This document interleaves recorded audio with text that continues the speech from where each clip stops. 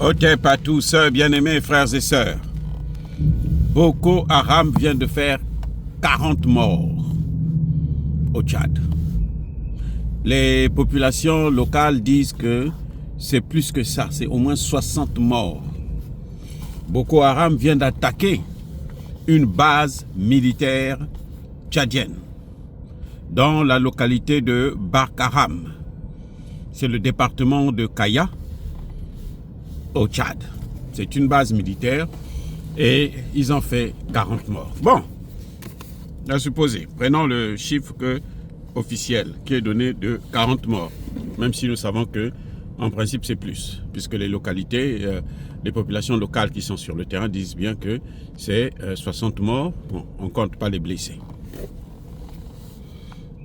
Qu'est-ce que ça nous donne comme réflexion, les amis? Qu'est-ce que ça nous donne comme réflexion? Mes excuses. Ça, c'est le travail de Macron. C'est le travail de la France. Et ça, c'est les conséquences du Tchadien Kaka Déby. C'est sa faute. C'est pas quelqu'un d'autre, c'est sa faute. Nous avions dit, nous le disons depuis très longtemps, que partout là où il y a l'armée française, l'armée américaine, vous avez obligatoirement le terrorisme qui prospère. Oui. Ces armées-là, ce sont des armées de terreau. Ces armées-là, ce sont des armées qui soutiennent la déstabilisation de nos pays. Et maintenant, depuis qu'ils ont eu de gros problèmes au Mali, au Burkina et au Niger, ils ont perdu complètement ces localités. Alors, là où ils ont le pied à terre, là, ils vont s'enraciner.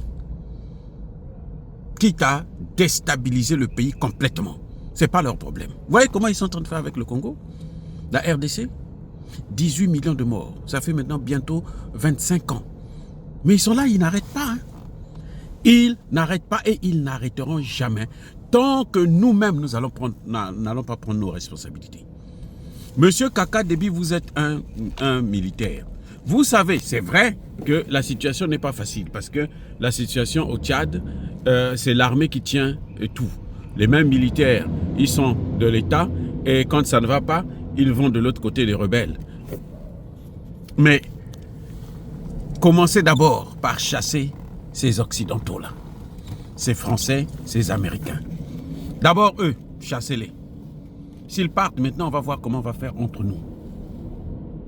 Voilà, c'est une priorité des priorités. Kaka Déby était venu là tout récemment à Paris, non? Au sommet de la francophonie. Qu'est-ce qu'il est venu faire là-bas? Qu'est-ce qu'il est venu faire?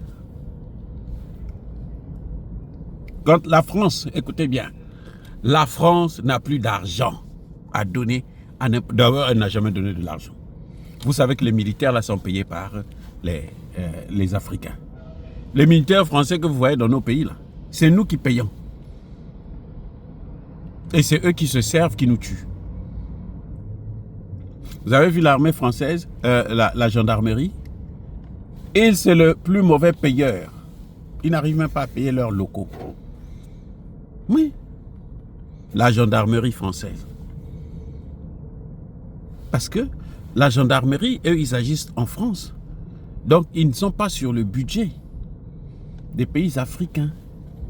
Mais l'armée, là, ceux-là, les soldats là que vous voyez là, ils sont payés 10 fois. Pour un soldat, nos pays la payent 2, 3, 4, 5, 10 soldats français. Donc ça couvre les salaires même de ceux qui sont là, encore là-bas sur place. Les amis, il faut que les Africains puissent réfléchir. Que nous puissions savoir ce que nous voulons. Nous savons, c'est vrai, M. Kaka Déby, la situation est très difficile. Elle est très très difficile. Mais chaque fois que vous allez céder à leur chantage, vous allez voir. Et eux, ils sont terminés, qu'on le veuille ou non. Les BRICS l'ont montré. Les BRICS ont montré. N'ayez pas peur des sanctions. Nos pays là, n'ayez pas peur des sanctions. N'ayez pas peur pour votre vie. Prenez des vrais collaborateurs, des vrais partenaires. Vous aurez la sécurité garantie. C'est la même chose que je dis pour Tshisekedi. Kaka Déby avait chassé les Américains. Apparemment, ils sont déjà revenus. Ils ne veulent pas partir. Ils n'ont qu'à revenir chez eux. Les États-Unis et tous ces pays-là sont en très grande difficulté. Donc, ils ne feront plus cadeau à l'Afrique. Les pays qui vont les recevoir vont payer le prix vraiment très cher. Vous voyez comment Emmanuel Macron, il est en difficulté, il n'y a plus d'argent. Le pays est en faillite. Regardez, ça fait bientôt 6 mois qu'il n'arrive pas à voter une loi du budget. Le précédent gouvernement n'a pas pu. Celui-là, Barnier aussi est en difficulté. Pourquoi? Parce qu'ils n'ont plus l'argent africain, notamment du Sahel. Ils ont essayé de négocier par tous les voies et moyens, ça ne marche pas. Maintenant, ils veulent le faire, prendre ça par la force. Et il suffit pour nous de changer de partenaire. C'est tout. La seule chose, c'est changer de partenaire. Dès qu'on change de partenaire, là, ils seront à genoux et ils auront de plus en plus de difficultés pour nous atteindre. Et ils vont apprendre à vivre à leurs dépens, au lieu de continuer à vivre sur notre dos. C'était la même chose que la Corée du Nord a eu comme problème. L'Iran a eu comme problème. Les sanctions aujourd'hui ont montré que plus on vous sanctionne, plus ça vous développe. Alors, coupez le cordon ombilical avec ces gens. Monsieur Kaka Déby, si vous voulez la paix dans votre pays, commencez d'abord par vous débarrasser des Français et des Américains.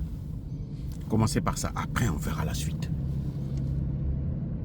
Ce sont eux qui sont en train d'embêter les 3 pays du Sahel.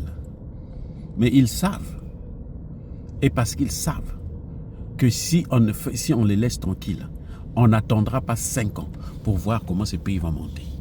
Mais malgré ça, comme ces présidents sont fermes, alors vous allez voir ce qui va se passer. Kaka Déby, vous connaissez la solution. Si vous continuez à faire le rigolo, la politique, vous êtes un militaire. Votre boulot, c'est pas faire la politique.